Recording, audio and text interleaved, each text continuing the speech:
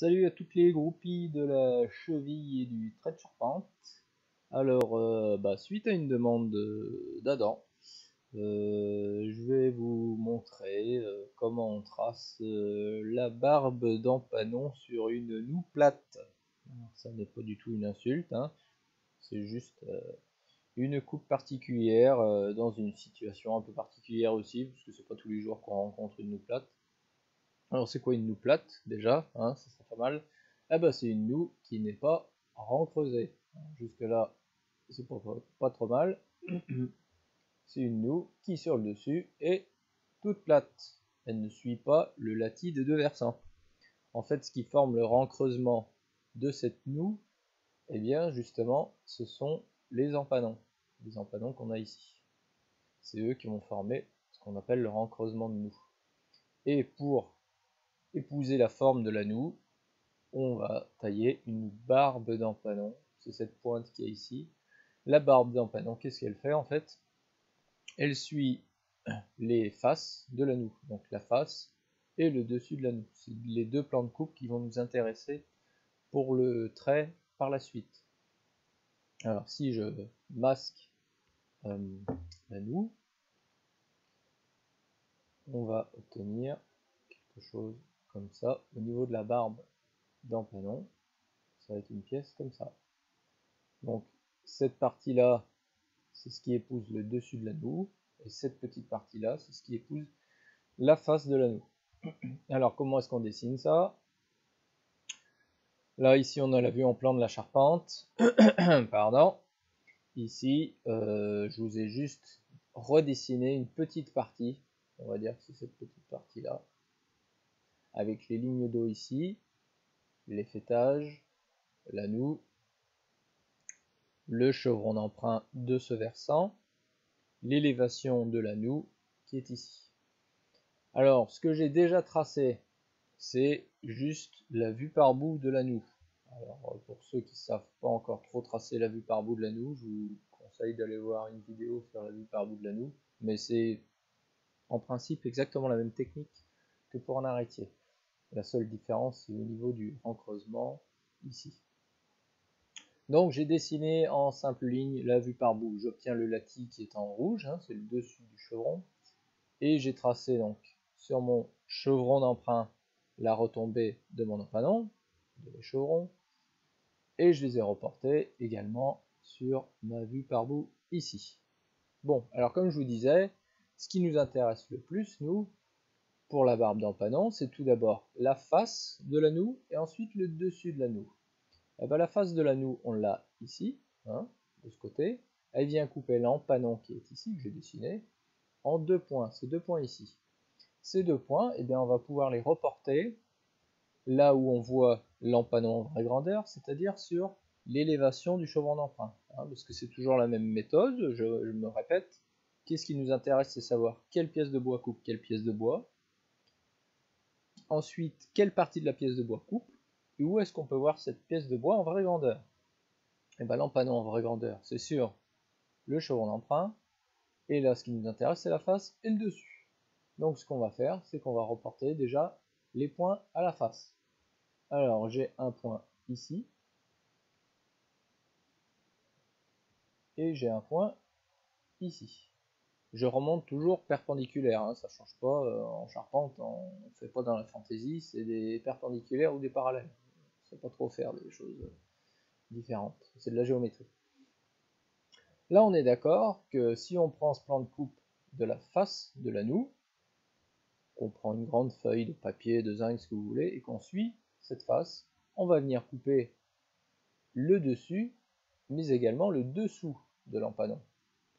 C'est pour ça qu'ici, on va couper le dessus et le dessous. En fait, on a un plan de coupe classique qu'on pourrait très bien avoir avec un empanon contre un arrêtier classique ou une noue classique, c'est-à-dire qu'ici, on aurait la coupe. Donc cette forme-là, ce serait la coupe à la face. Mais nous, on a également une coupe sur le dessus. Alors, pour représenter le dessus de la noue, c'est pour ça que j'ai dessiné la vue par bout, on peut très bien dessiner le dessus de la noue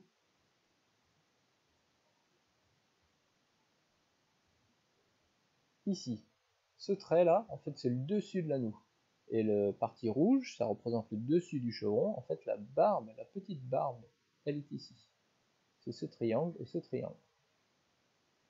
Donc ça, c'est le dessus de la noue. Le dessus de la noue, en fait, c'est un plan de coupe qui va venir couper quoi?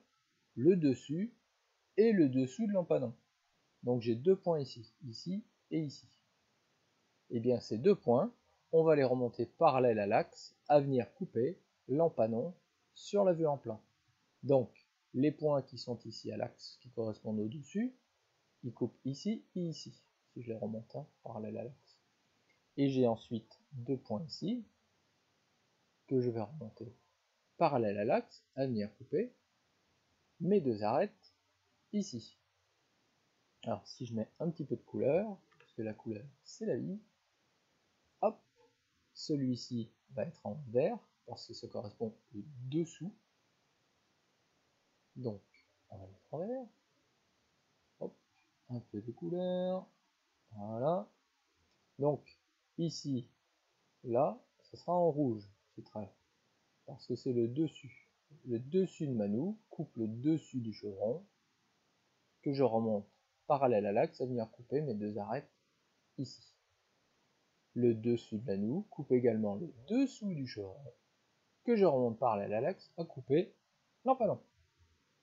Et bien une fois que j'ai ça, pratiquement terminé, hop, je vais reporter ce point, hop, à venir couper le dessus, le dessous, pardon, si je dis n'importe quoi, à peine. Ici le dessous, donc je pourrais m'arrêter au dessous, c'est ce que je vais faire, hop, là. Et en rouge, ce que moi j'ai dessiné en rouge, hein, bien sûr, c'est ce qui concerne le dessus, c'est les deux points qui sont ici. Et lui, il va venir jusque dessus chevron. Hop. Et hop. Donc là, j'ai deux points us ici. Je vais les entourer. Comme ça sera encore plus clair.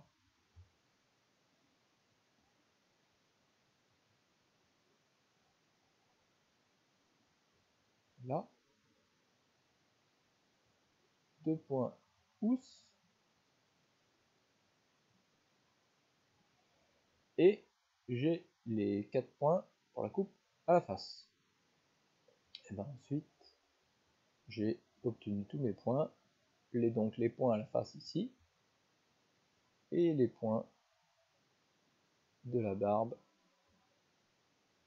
ici.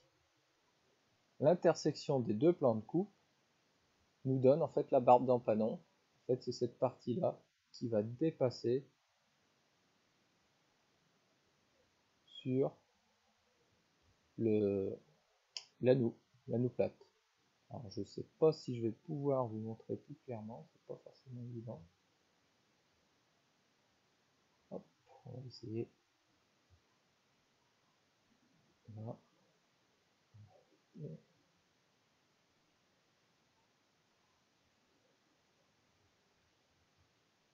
Je vais avoir quelque chose. Pas forcément très facile. On va voir.